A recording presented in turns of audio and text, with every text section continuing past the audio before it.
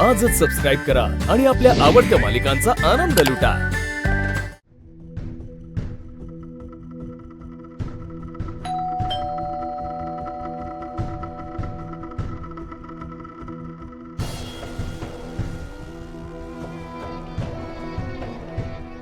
कोण आहे?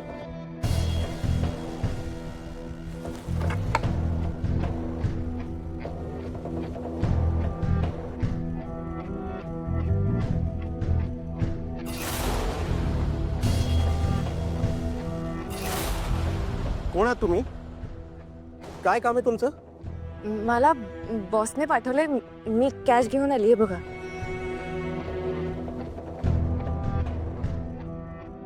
काही तासात तुला माझा माणूस कॅश आणून देईल. ती घ्यायची आणि मुंबई सोडायची, कळलं? बॉसने पाठवले का तुम्हाला? हो, पटकन दार उघडा ना, कोणीतरी बघेल.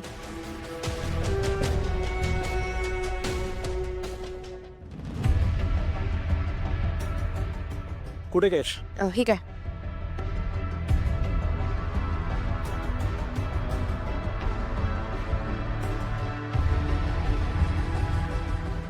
एवढे पैसे? एवढे पैसे तर ठरलेच नव्हते. नाही, त्याचं काय ना, तुम्ही तुमचं काम एकदम चोख केलं म्हणून बॉसने खुश होऊन दिलेत.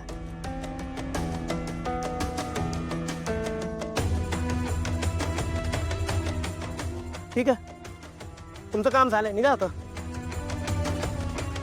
नाही, ऍक्च्युली अजून एक काम होतं.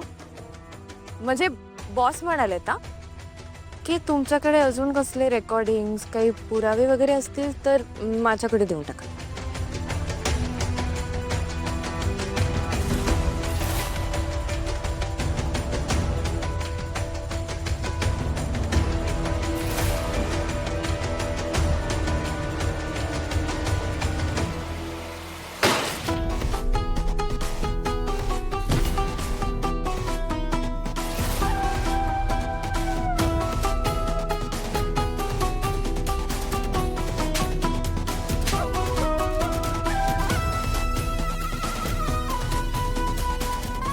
विराट सर, त्याला आपल्या ऑफिसमध्ये घेऊन जा.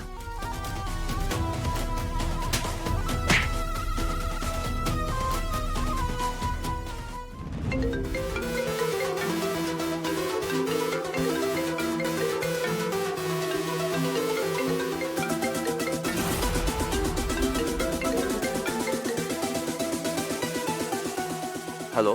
हां,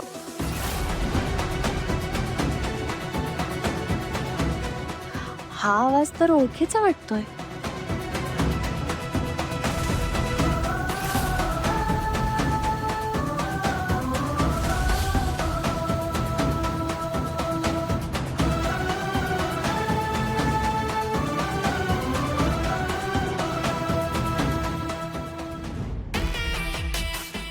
हा मॅक्स समोरून बोलत का नाहीये? काही गडबड नसेल ना?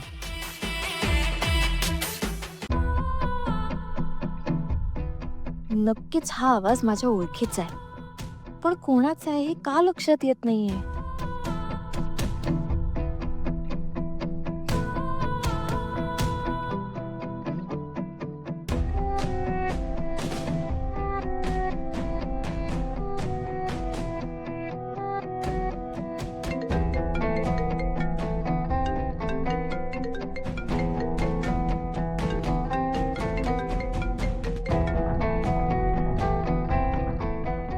काय झालं? मिळालेत का पैसे? तुम्ही ना आधी पैसे घ्यायला हवे होते. प्रामाणिकपणे काम करायचं आणि पैसे मिळणार नसतील तर काय उपयोग? आम्ही वाट पाहतोय, लवकर या घरी. हॅलो, सॉरी, मी लीला जहागीरदार बोलतेय. हे बघा, मला तुम्हाला खूप महत्वाचं काहीतरी सांगायचं. वहिनी, एजंटनी आजींना कॉल केला होता, पण अंतरांचा काहीच पत्ता लागत नाहीये. आणि ती लीला पण फोन उचलत नाहीये. बघा ना, 8 वाजत आले.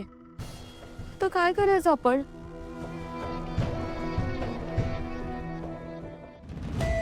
आता आपण काहीच नाही करू शकत सरस्वती.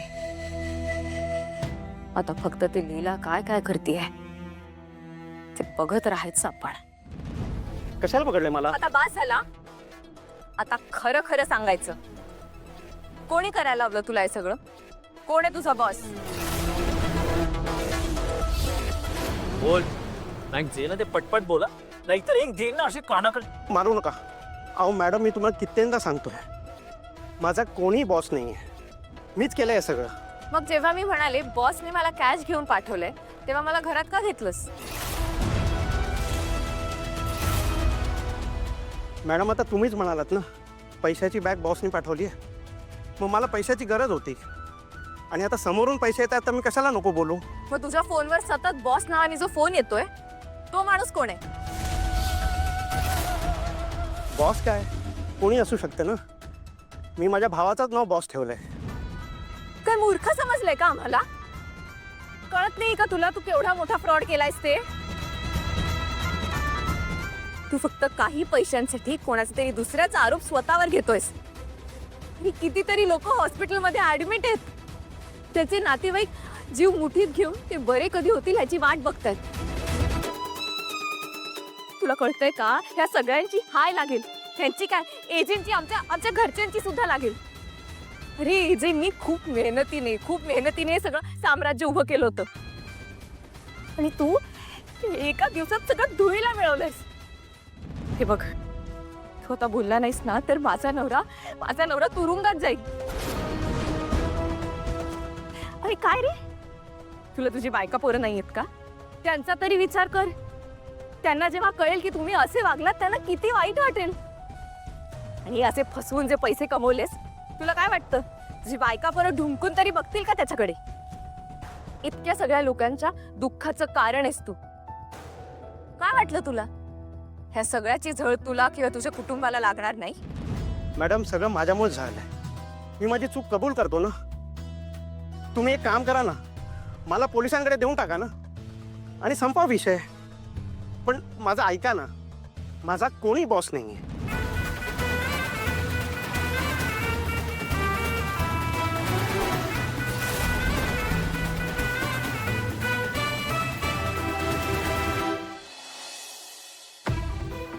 मला नाही वाटत हा मॅक काही खरं बोलेल. लीलाबाईने, आपण त्याला आत्ताच्या आत्ता पोलिसांमध्ये देऊया. पोलीस त्याच्याकडनं सगळं वधवून घेतील. मला विश्वरूपचं म्हणणं पटतंय. एक मिनिट, मी पोलिसांना फोन करतो. नाही थांबा प्रमोद सर, असं नको करायला. हा आपल्या समोरच काही बोलायला तयार नाहीये. पोलीस आल्यावर तो त्यांच्यासमोरही सगळं फिरवेल आणि म्हणेल की माझी काही चूक नाही, ह्यांनीच मला जबरदस्ती डांबून ठेवलंय. मग काय करायचं आपण? बघा, आता ना प्रश्न एजंटच्या रेप्युटेशनचा आहे, आणि मी त्यांना शब्द दिलाय की मी 24 तासात काही करून गुन्हेगाराला समोर आणीन. आणि माझी खात्री आहे, हा मॅक ते एकट्याने काही केलेलं नाहीये. त्याच्या मागे कोणीतरी दुसरं आहे, कुठली तरी दुसरी व्यक्ती आहे. कोण असेल?